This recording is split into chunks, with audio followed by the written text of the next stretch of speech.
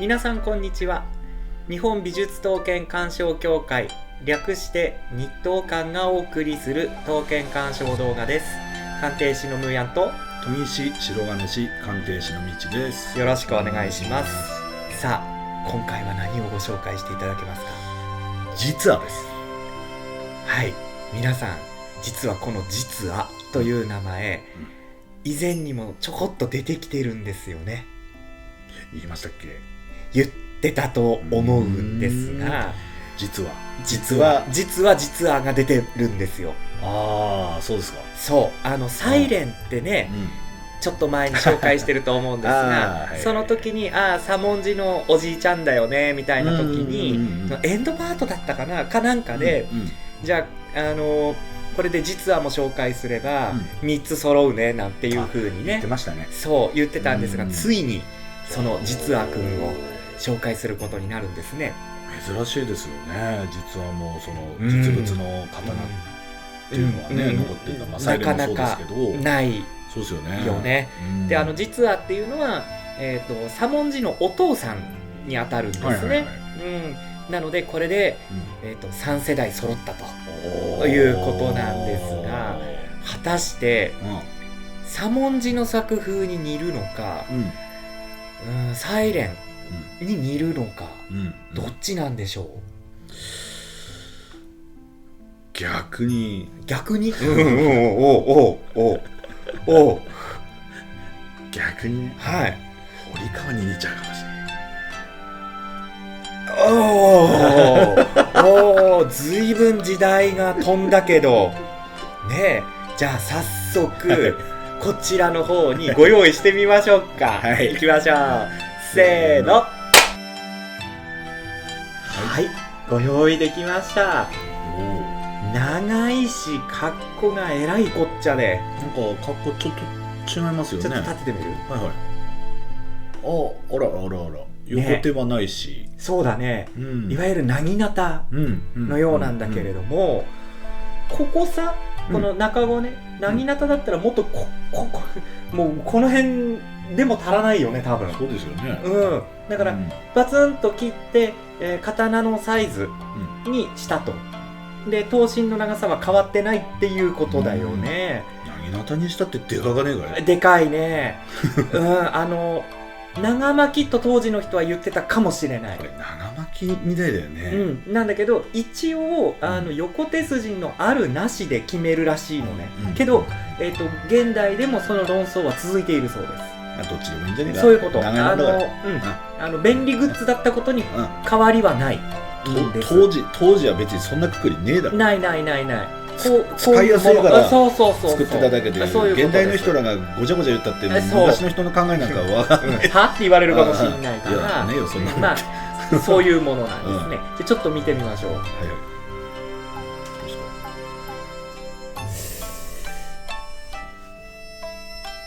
堀川ではない。間違ってした俺。鑑定失敗。大失敗。大和物に見える。かな。そっか。そうだな。大和物に見えるっつんじゃサイレンに近いってことけ？そういうことだね。だからこの人の実話さんのお父さんの方に近いということだよね。まあ正直ですよ。左文字さんは電報ゴロッとね入りますからね、やつが。そうですね。そうで、お父さんの時はまだ入らないから行っちゃってっから、あの人の元へ。そうです。だからおじいちゃんの方、サイレンさん、実話から見たらお父さんだねに似て当然上がりますよねということだね。ちょっとなんで含むM 宗さんのとこに。左文字くんはね、そうですね、ちょっとね、そう都会派になってしまいますからね。はい、じゃあそんな実話ですが、早速研ぎ師目線で見ていってみましょうか。はい、わかりました。はい、それでは研ぎ師目線の映像いってみましょう。どうぞ。それでは研ぎ師目線で刀見ていってみましょう。よろしくお願いします。はい、じゃあ初めに中子の様子見せてもらっていいですか？はい。お、穴が一つ。じゃあ、もううぶー。まあ、うぶー。意味深な親指が今入りましたけど。じゃあちょっと全体の様子見てみる？はい。こう来て、こう来て。ね、ちょっと先の方の反りが強い。で、全体見るとクイッとこうね、なってる感じするから、これはもしかして、なぎなたなのでは？ぽいよね。ってことは、中子だけ短くしちゃったのかな？そういうことね。ああ、なるほど、なるほど。はい。じゃあ、近づいて見ていってみましょう。はい。はい。じゃあ、はじめに、刃文のスタイリングを。これはもう見た目ね、すぐ刃ですよね。すんごい細いよね。そうですね。そう、すぐ刃。なんですけど、結構働いてはいるんですよね。よく見ると。いろんな特徴が実は細すぐ刃の中にあるということだね。そういうことですね。ちょっと画像だと難しいかな。むずいな、これは。じゃあ写真の時に保管してみましょう。はい。じゃあ地肌なんだけど、これは何？これね、板目が主体なんですけど。そうだね。カーってなってるような。でもさ、引っかいた筋のように見えんだけど。これはね、だからまさに正目肌になりかけというか。つまり板目がビヨーンってアメーバみたく伸びてマサっぽくなっちゃってる。そういうことですね。これは流れ肌ってやつでいいですか？そうですね。流れ肌ですね。ギュイーってなってるよね。なってる。あとこれ写りすごくない？すごいよ。これでわかもんね。すごいね。これは以前ね言っていたと思うんだけど、大和系の写りは焼き付いたようになるよって。そうすごいよね。ここ真っ黒だもんね。いやすごいですねこれね。あとはそうだな、匂い口は見える？いやこれね、目で見てもねかなり不明瞭というか。ぼやっとしてるよね。なんでやっぱり小煮えですよね。そうだね。匂い的ではない。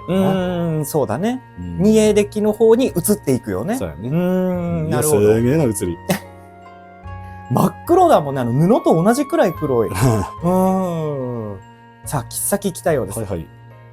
うわ、見える。うわ。でも案外見えるかな。小丸っぽいんだけどギリギリね。ぼやっとこう履いたようにもなってんのか？そうだよね、きっとね。ちょっと分かりづらいな。ちょっと反対側見てみる？そうだね、匂い口が不明瞭だから、でもグラデーションじゃないけど小丸になってる風には見えるな。でちょっとこうぽやぽやってしてる気はする。はい、じゃあ下行ってみましょう。すげえ。なんかさっきと地肌の様子が違う。これは地形なの？地形、ぶっとい地形なのかな。要は違うね、鉄が入って。そうだよね。異鉄が混ざってるんだよね、これ。地層みたいになってる。そうだね。面白いね。俺前に言ったかもしれないけど、粘土とかでさ、カラー粘土でさ、違う色と違う色を練ってったら、まあこういう風になるよねって。そういうことだね。そういうことだよね。この辺もすごいもんね。マーブルの縦バージョンみたいな。すごいよね。だから、いわゆる新金が出てるわけではなさそうなんだよね、これ。新金ではないよね。以前ご紹介した五条も、まあここまで大胆ではないけど、そういう感じに見えたもんね。そうだね。いや、すごい。すごいですね。さあ、戻ってきたようです。じゃあ反対側は？はい、こちらも無名と。はい、わかりました。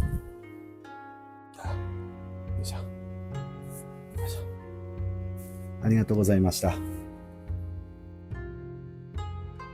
それでは細かく見ていきましょう。なぎなた直し、無名実は、鎌倉時代後期から南北朝時代前期頃に、現在の福岡県である筑前の国で活躍した刀工で、以前ご紹介した左文字の父、サイレンの子と伝わります。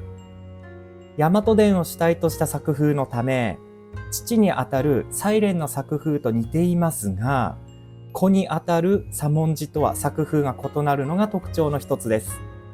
作刀年代は鎌倉時代後期から南北朝時代前期頃、今からざっと700年前となります。刀剣の時代区分としては古刀、電報は大和伝となります。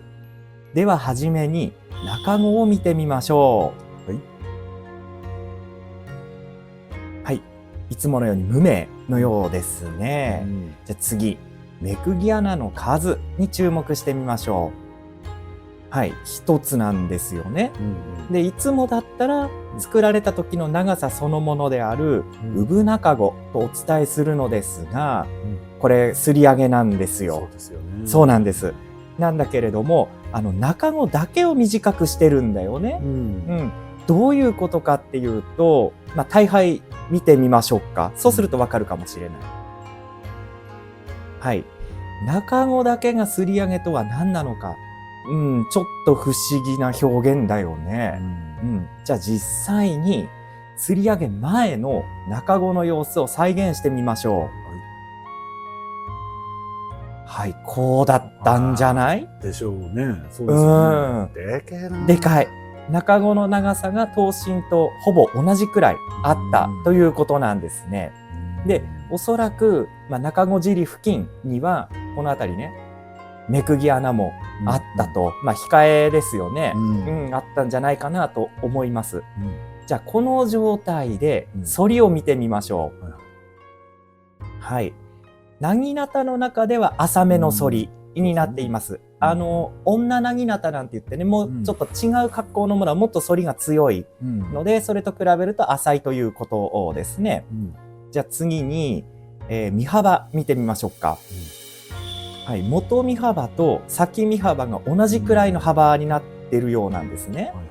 はい、このような形状の薙刀は実線向きの薙刀で静型薙刀や男薙刀なんて呼ばれているんですね。以前ご紹介した宇田国宗とか胴田抜兵部、冬広も男薙刀でしたので、ぜひ比較をしてみてください。でもこれはだいぶ長い方かな。産で残ってるからね。はい。これすり上がってんじゃん。はいはい。すり上げた時代もさ、結構古いよね、これ。古い。中語が相当時代ついちゃってるもんね。ついちゃってる。古いね。おっしゃる通り。だよね。これもう、あれなのかな。古刀時代にはすり上がっちゃってんかな。室町とか、そんくらいには。古いよね。時代つきすぎじゃない？中語尻のあたりも。おっしゃる通りだね。だよね。そう。だから、例えば、江戸に入って平和な時代になって、途上用に短くしたとかっていうわけではなさそう、江戸だったらもうちょいあれじゃない？違うよね。なんか、すごい時代ついてるよね。で、すり上げの仕方も丁寧、だよね。だから、室町の中期か後期くらいにすり上げたのかもしんないですね。歩兵戦がほら、流行り出したって言ったら室町だから多分そのあたりだよね、これ。だから、その時にもしかしたら誉れ傷、ついたのかもしれないけれども。ね、どうなんでしょうね。はい。じゃあ次、刀身の様子見てみましょう。すごいでしょう。じゃあトレースライン行ってみますよ。はい。細くスーッとまっすぐな線を基調とするんですが、小さく見られる部分もあるんですね。で、また、写真中央部分を拡大してみると、ここですね。ここね。はい。これ覚えてるかな？砂菓子かかってるんですよ。で、今度はこの拡大した写真にトレースライン行ってみますよ。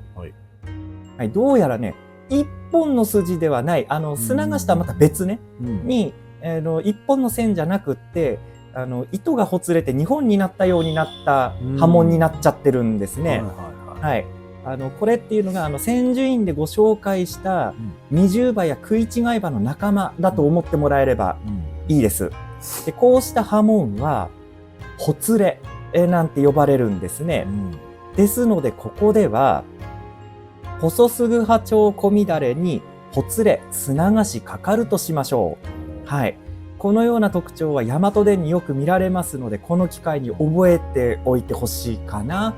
ただこれ、肉眼でもちょっと見づらいんだよね。これ見づらいよね。そう。なんだけど、カメラのレンズ通したら見えるっていう感じだったんですが、なぜ見づらいかっていうのはね、ちょっと匂い口いってみましょうか。そうするとわかるかもしれない。はい、これもさっきと同じとこなんだけれども、はい、じゃあいきますね。小さな煮えの粒となる、小煮えだよね。ちょっと見づらいかもしれないけど。で、ブツブツとした煮えの粒である煮え、さっきのとこですね。混じってるんですね。で、今度は匂い口のいわゆる本当の境目のところをよーく観察すると、匂い口がぼーっとしてるんですよ。不鮮明、不明瞭ってやつだよね。で、こういう匂い口は潤むなんて言われるんですが、これだから肉眼でも見づらいんですね。で、こういうのっていうのは、古い九州ものに見られるんだよね。で、こういう匂い口のことなんていうかっていうと、小煮え本意煮え混じり、匂い口潤むなんていう言い方します。確かにね、サイレンもこういう感じでしたね。あとは、ここまで潤まないけれども、三条とかね、五条なんていう、本当に古い時代のやつはぼーっとするものがあったりしますので、なんだこれって思うときは古い刀かもしれないね。じゃあ地肌いってみましょうか。これはね、わかりやすいんじゃないかな。はい。板目肌と正目肌が混じってるんですね。よーく観察すると、この状態でね、よく観察すると、板目肌が伸びて正目肌になろうとしていたり、完全に正目になったりとしていると、アメーバ状って言ったらいいかな。で、こういう肌っていうのを流れ肌って言うんですね。で、この流れ肌っていうのは、九州の刀に多く見られる現象の一つですね。で、さらに、木目肌っていうのも混じってるんですね。ですので、ここでは、板目に流れ肌、木目肌混じりと呼ぶことにしましょう。どうでしょう？いいんじゃないですか？ね、これ流れ肌よくわかりますね。この、切字の線入れる前に戻っていただいて、板目って丸の点線ついてるけれども、そこを自分なりによく見てみてください。しっかりした丸じゃないんです、実は。ビヨーンって伸びてるんだよね、これね。わかるように丸で囲っちゃってるんだけれども、ぜひその辺もチェックしてみてください。じゃあ帽子の様子いってみましょう。はい、いきますね。はい、わずかに乱れながら登っていき、頂点付近は小丸のカーブを描きながら吐きかけ気味になると。ですのでここではわずかに乱れ込んで小丸吐きかけ気味としましょう。大和物らしく吐きかけ気味になってるよね。結構こうマーブルじゃないとグニョーンってなってるよね、あれね。結構こういう帽子はあるかな。小丸っぽくて吐きかけっていうのあるんだよね。ぜひこの機会に大和なんだなと覚えてください。では本日のまとめをしましょう。大杯は元身幅と先身幅が同じ程度で、浅めの反りとなる実線向きのなぎなたである、静型なぎなたとか男なぎなたと呼ばれるものでした。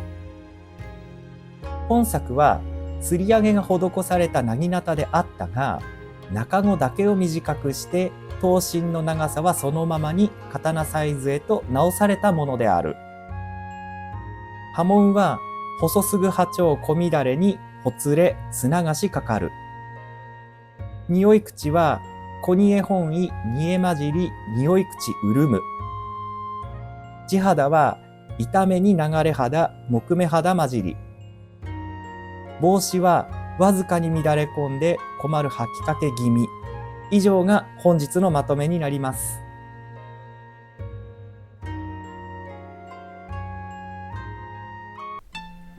いかがでしたか？実は迫力、特徴、捉えることできましたかね？重いんですよね。重い。だから、研ぎべってないんだよね、そこまで。そうなんですよ。当時の重さに非常に近いということなんですよ。これでもさ、研ぎべってないって思ってるけど、絶対研ぎべってはいるんだよ。そう。だってバチバチにやり合った後あるし。そう。それだし、再形成してるわけじゃん、中のぶった切って。で、そういう時ってやっぱりこっちもちょっと押し立て直しするでしょ。だから若干減ってるにしても重いよね。すごいよな。すごいと思う。よく残ったよな。もう一度ご覧になりますか。はい。すごいわ。釣りもすげえしな。強烈だよねこれね。強烈だよな。いやすごい。勝ち合った後、はい。確認できる。そうなんです。実はこれは誉れ傷がついているんですね。もうですね、面にしてもらって。もっと近い。そう、ここですね。見えます？見えるかな。手あると見えない？逆に。はい。ほらなんか。そうまつげみたいなやつ。これね。これ思いっきり受けた後ですもんね。そうで深いんですよ。ズバッといってるんですよ。よくぞね、歯切れなかった。これ割れなかったね。歯切れといって、歯の方ね、切れる側がビキッとこうひびが入っちゃうっていう現象があるんですが、焼き入れの時にね、それが起きたりもするんだけれども、後ろからこうバーンと強烈な打撃を受けても歯切れが起きることってあるんですね。まあありますね。なんだけれども、この刀剣に関しては歯切れないもんね。だから柔らかいんだよ。そういうこと。いい柔らかさがあって、当時だからね、炭素量が足りないから、鉄に。そうっていうのはいい、だから作用に働いてんだよね。そうだね。ちゃんとしなったんだよね。しなったんだな。素晴らしいよね。いやこれはですね、僕サイレンも好きなんですよ実は。大好きです私も。も。サイレンも持ち手側の方に誉れ傷ついてんの。素晴らしい。やっぱ九州って当時の軍事基地だったんですよ。簡単に言ってしまえば、大陸から攻めてくるから、防御するゲートだったんですね。なのでガンガン作るんですよ、こういうえげつないやつを。でバチバチにやってるから、よく残った本当に。島津の人らとかもバチバチ使ってたんだもんね。そう。あの人らやばいらしいからね。やばい。半端じゃないよ。マジで怖いらしいので。半端じゃなかったって。だからもう何十振り何百振り何千振りとダメになったものがあるはずです。当時。あるんだよ。すごい。だからこれはほどほどの打撃だったから残ってるだけで。使い手がうまかったんだ。そういうことだね。いやこれもね、めったにないです実は。もうこれいいな。ないね。だからないねって言いながら聞くのあれだけど、他に実はあったっけ？あと一本。なんか罪名のなかったっけ？あったんだよ。あったよね。だけど、あれ使われすぎてとぎべりすぎてるやつだと思う。あれ本当に。じゃあ大肌がすごい。大肌っていうところまで覚えてないけど、格好が確かかなり細くなっちゃってた気がする。もう現存させるので精一杯みたいな。確か。でもそれもさ、よくぞ残ってくれたっていうことで紹介してみたいね。そうですね。そう、罪名だよねあれね。確か罪名だった。あったよあんなの。めったにないよね。もう機能的にはできないけど、もう時代として残したって無理やりなんとか。だからおそらくこういう形だったんだけれども、残すのにシェイプアップしちゃってるっていう感じのものがあるんですよ。使ったんだろうな。ガチガチに。そう、よく残ったね。それも褒めなきゃね、そういうのは。いずれその罪名のね実話もご紹介してみましょうか。はい。動画を見て勉強になった、興味を持たれたという方はチャンネル登録、いいね、高評価をよろしくお願いします。それではまた次回お会いいたしましょう。あなたに届け刀の思い。バイバイ。